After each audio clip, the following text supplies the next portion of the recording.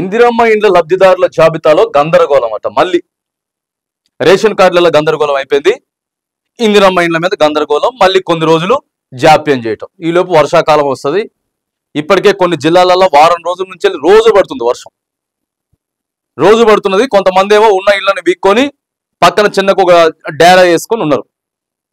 మళ్ళీ ఏమో గందరగోళం. ఎవరు జరుగుతుంది ఇదంతా? అధికారుల వల్ల జరుగుతుందా, లేకపోతే కావాలనే చేస్తున్నారా? ఏం జరుగుతా ఉంది? ఎందుకు ఆలస్యం అవుతా ఉంది? మళ్ళీ గందరగోళం అని చెప్పి తీసుకొచ్చి ఇప్పుడు పెడితే ఏంది పరిస్థితి? ఇళ్ల కోసం వేచి చూసే వాళ్ళ పరిస్థితి ఏంటిది? ఇంకేమున్నది? మే అయిపోయాయి. మే మొత్తం గాల్దుమ్ములు వర్షాలే ఉంటాయి కదా. ఏప్రిల్ అయిపోతున్నది, ఏప్రిల్ 10కి వచ్చేసినాం. జూన్ నుంచి వర్షాలు. ఇంకెప్పుడు కట్టుకోవాలి ఆయన? అసలు ఎప్పుడు ఇల్లు మొదలు పెట్టాలి? ఎవరైనా సరే డిసెంబర్ జనవరిలో మొదలు పెడతారు, మే వరకు ఒక 5-6 నెలలు కట్టుకుంటారు. ఇదేం సాగదీయడం ఇట్లా? మళ్ళేమో ఇక్కడ రాసుకొని వచ్చిర్రు పెద్దగా, ఇందిరమ్మ ఇండ్ల లబ్ధిదారుల జాబితాలో గందరగోళం అట. మొదటి విడతలో ఇచ్చిన 71,000 ఇండ్లలో సగం దాకా అనర్హులే. 12,000 ఇండ్లకు మాత్రమే బేస్మెంట్. నిధులు రెడీగా ఉన్న రిలీజ్ చేయలేని పరిస్థితి. ఒక్కో గ్రామం నుంచి 1000కి పైగా పేర్లు ఇచ్చిన మంత్రులు, ఎమ్మెల్యేలు. ఒక్కో గ్రామం నుంచి 1000 మందిని ఇస్తారా అంటే పేర్లు? ఏం అరాచకం ఇది? ఒక మండలానికి కూడా 1000 ఇచ్చుకోలేము. నియోజకవర్గానికి 3,500 ఇల్లు ఇచ్చుకోగలుగుతాం. అంటే ఓ మండలానికి ఒక 500 ఇచ్చుకోగలుగుతాం. అంటే ఒక గ్రామానికి ఒక 10-15 ఇవ్వగలుగుతాం. ఎమ్మెల్యేలు, మంత్రులు తీసుకుపోయి 1000 మంది పేర్లు ఇచ్చిర్రట. ఎట్లా సాధ్యమవుతుంది ఇదంతా? అనర్హులు ఎక్కువ మంది ఉన్నట్లు ఫిర్యాదులు, మళ్ళీ దీంట్లో అనర్హులు ఎక్కువ. ఆ ఇచ్చిన 1000 మంది పేర్లు కూడా ఇల్లున్నోళ్ళకే. మిగతా వాళ్ళు ఏం చేస్తారు? రావా? సోషల్ మీడియా లేదా? ఎమ్మెల్యేకి డైరెక్ట్ వాట్సాపే చేస్తున్నారు తెలుసా? ఈ సాధారణమైనటువంటి ప్రజలు కూడా ఎమ్మెల్యే నెంబర్కి మొత్తం రాసి తెలుగులో వాట్సాప్ పెడుతున్నారు.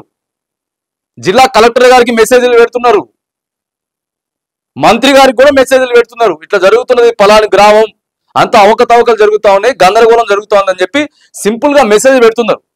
గా మెసేజ్ ఏమవుతుందో తెలుసా? ఒక సాధారణమైనటువంటి వ్యక్తి ఎమ్మెల్యేకి మెసేజ్ పెట్టిండు, లేకపోతే కలెక్టర్ గారికి మెసేజ్ పెట్టిండు, లేకపోతే మంత్రి గారికి మెసేజ్ పెట్టిండు, లేదా ఎంపీడీఓకి మెసేజ్ పెట్టిండు అని చెప్పి అది వైరల్ అవుతా ఉంది. మొత్తం ఉంటుంది కదా బీఆర్ఎస్ వాళ్ళు.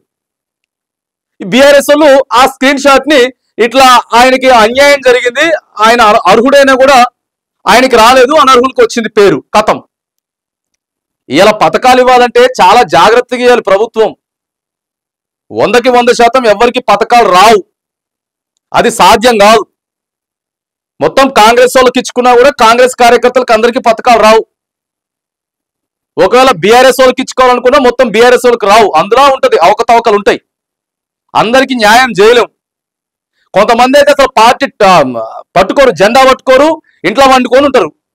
ఇంట్లో వండుకొని ఉండి ఏం చేస్తాడు?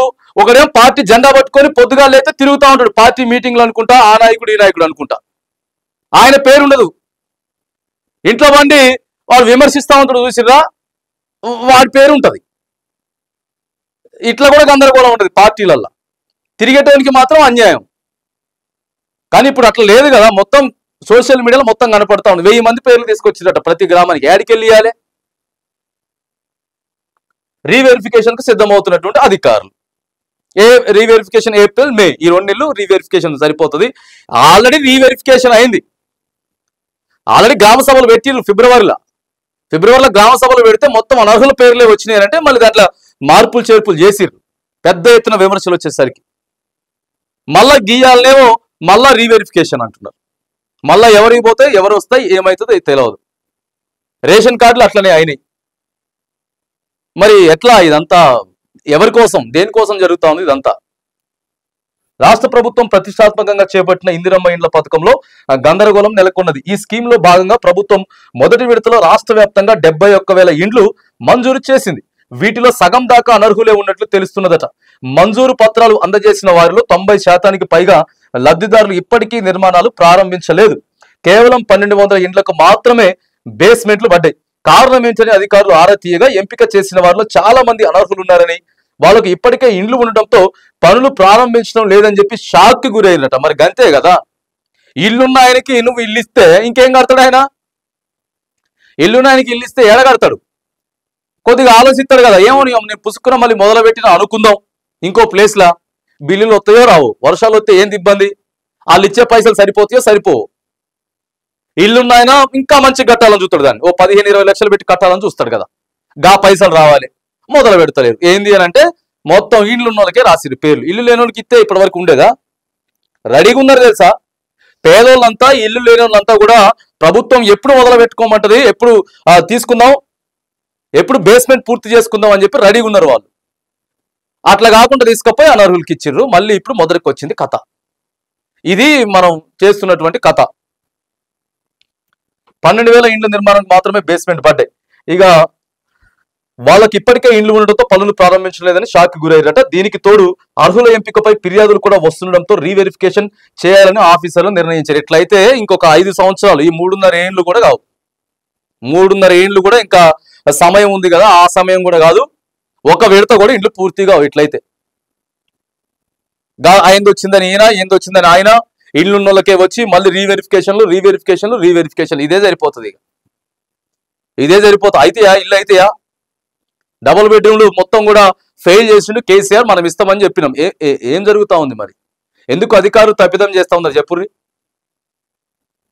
సరే ఎమ్మెల్యేలైనా ఎంపీడీఓలైనా కానీ ఎవరైనా కానీ అరే కరెక్ట్గా ఎవరు, సరే కాంగ్రెస్ పార్టీ కార్యకర్త అయితే అయిండండి, కాంగ్రెస్ వాళ్ళకే సరే ఇచ్చిర్రే అనుకుందాం, ఇచ్చుకోండి. లేనోనికి ఉండి ఇల్లు లేనోనికి ఉన్నోని పేరు ఎందుకు తీసుకొచ్చి ఇందులో పెట్టాలి? ప్రజాప్రతినిధుల జోక్యం, అర్హుల ఎంపికలో ప్రజాప్రతినిధుల జోక్యం.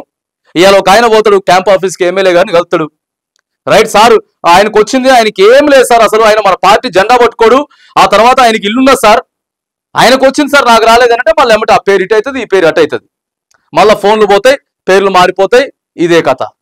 ఆయనకు వచ్చిందని ఈయన, ఈయనకు వచ్చిందని ఆయనకు వచ్చిందని ఈయన. సరే ఇట్టే ఇచ్చుకోండి అని చెప్తా ఉన్నాం. ఈ గందరగోళం అని ఉండదు కదా, కనీసం ఓ పేదోడికని ఇల్లు వస్తుంది కదా. కాంగ్రెస్ పార్టీలో కూడా ఎంతో మంది ఇల్లు లేనటువంటి పేద కార్యకర్తలు ఉన్నారు, రైట్, మొత్తం వాళ్ళకన్నా ఇచ్చి ఓ దశ పూర్తి చేయండి. గది లేదు, గది లేకుండా ఇక్కడ అధికారుల నిర్లక్ష్యం ఉన్నది. ఆడ మంత్రి పొంగులేటి శ్రీనివాసరెడ్డి గారు అంత మంచిగానే ఉందనుకొని మొన్న వరంగల్ మీటింగ్ పెట్టిండు. ఇంకేమన్నది ఓ లక్ష రూపాయలు ఇచ్చేసేయండి, పైసలు రెడీగా ఉన్నాయి కదా, ఇప్పటికే లేట్ అయిపోయిందని చెప్పి మంత్రులు చెప్తున్నారు. కింద అధికారులు చేసేటటువంటి పని ఇది. ఇంకా ఎప్పుడు రీవెరిఫికేషన్ అవుతుందో మరి ఏం కథ అవుతుందో ఒకటి గుర్తుపెట్టుకోవాలి.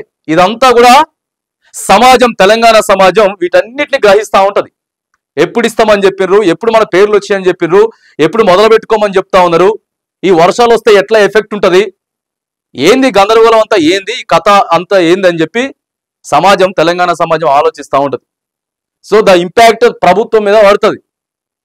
అంతేగాని ఇన్ని రీవెరిఫికేషన్లు చేసుకుంటా ప్రతి దాంట్లో మిస్టేక్ చేసుకుంటా పోతే సన్నబియ్యం ఇస్తామని చెప్తున్నాం, ఆడ నో స్టాక్ బోర్డు పెడుతున్నాం. సో ఇవన్నీ అధికారులు చేసేసిన తప్పిదాలు కూడా ప్రభుత్వానికి ఖచ్చితంగా పేరు తెస్తాయి. కాబట్టి మరి చూడాలి ఇక దీని జర ఇక ఈ ఎట్లా పోతుందో, మరి ఇందిరమ్మ ఇండ్ల కథ ఎట్లా అవుతుందో, మరి ఏమవుతుందో ఒకసారి మంత్రులంతా కూడా మరి మళ్ళొకసారి అధికారులకు స్ట్రిక్ట్ గా వార్నింగ్ ఇచ్చి వర్షాలు రాకముందే ఇవన్నిటిని కూడా మొదలు పెడితే మంచిది.